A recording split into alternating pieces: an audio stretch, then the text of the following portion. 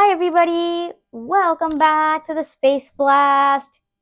In today's video, I'm going to be talking about the upcoming Artemis II launch. But first, I would like to introduce a new member of our channel. Get out! Hello everybody, I will be joining you as a new member of this channel. And today, we are talking about the Artemis II launch.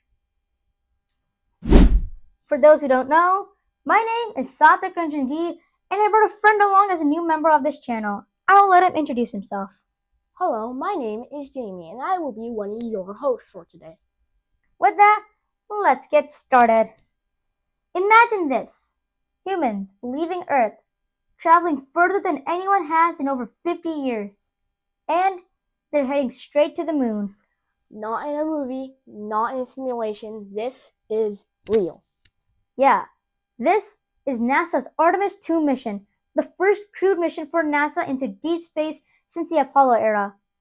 And trust me, here's where things get insane.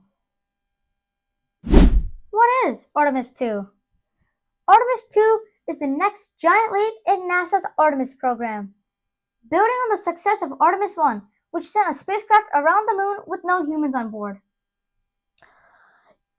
Artemis 1 was just a test drive. Artemis 2, now we're putting humans in the driver's seat. Yeah, exactly. 4 astronauts will board Orion on this mission, and they'll be riding on top of the world's most powerful rocket ever built, the Space Launch System, also known as SLS. This isn't just a quick trip to orbit. We're going way beyond Earth, all the way toward the moon. Yikes. And now, we're going to be talking about the beast that makes this all happen. The SLS rocket. This thing is huge. It was supposed to carry astronauts, cargo, and an entire spacecraft to the moon in just one single launch. Yeah, you heard me. One single launch. No refueling, no pit stops. And during the launch, the crew is riding one of the most powerful machines ever made by humans. So, what happens to Orion once it reaches space? Well, after reaching space, Orion doesn't go straight to the moon. Instead, it performs 2 large orbits around Earth. Kind of like a system check but in space.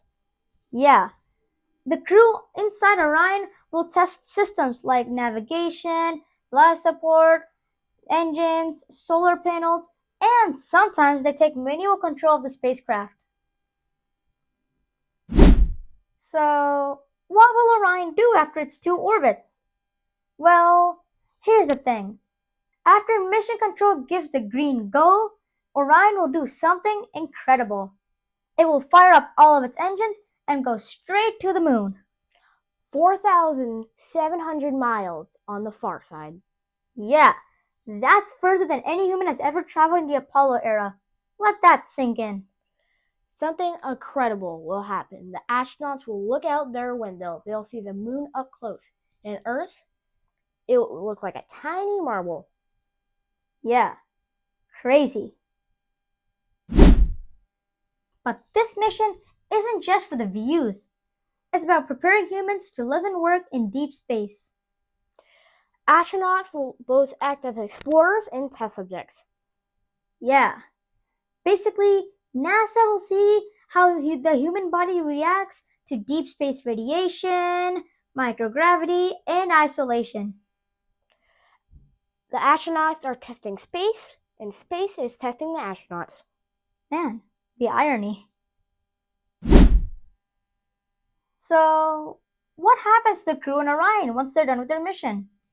Well, here's the thing. After about 10 days, it is time for the astronauts and Orion to come home safely. This part is insane. Orion re-enters Earth's atmosphere at 30 times the speed of sound. That's like crossing the US in minutes. Yeah. During re-entry, Orion heats up, slows down, deploys the parachutes, and safely splashes down in the Pacific Ocean, where a recovery team is waiting to bring the astronauts home safely. Go Artemis II! But why is Artemis II important? Well, here's the thing. Artemis II is more than just a mission. It is a turning point. It proves we can safely send humans to space. And after Artemis II, we have Artemis III and Artemis IV, the mission that will land humans on the moon for the first time in over 50 years. And after that, Mars. For the first time in over half a century, humans are going back to the moon. Not just to visit, to go even farther. Yeah, Artemis II isn't just any ordinary mission. It's the beginning of a new era. And we're just getting started.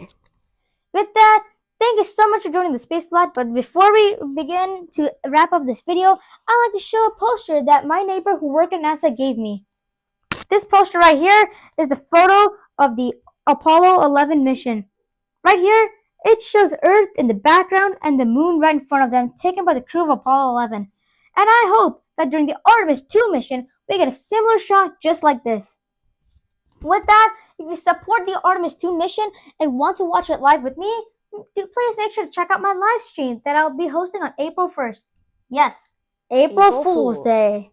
And that's the day of the Artemis II launch. I will be hosting the live stream 30 minutes before the launch of Artemis II, so please make sure to check that out. With that, thank you so much for joining the Space Blast, and to support more content like this, please make sure to hit the like and subscribe button, and smash that notification bell to receive daily updates on future content that I post. Thank you so much again for joining the Space Blast. You rock! Until then, see you next time. And here we go. Hydrogen burn-off igniters initiate. 7, 6, 5. 4-stage engine start. 3, 2, 1. Boosters in ignition. And liftoff of Artemis 1. We rise together back to the moon and beyond.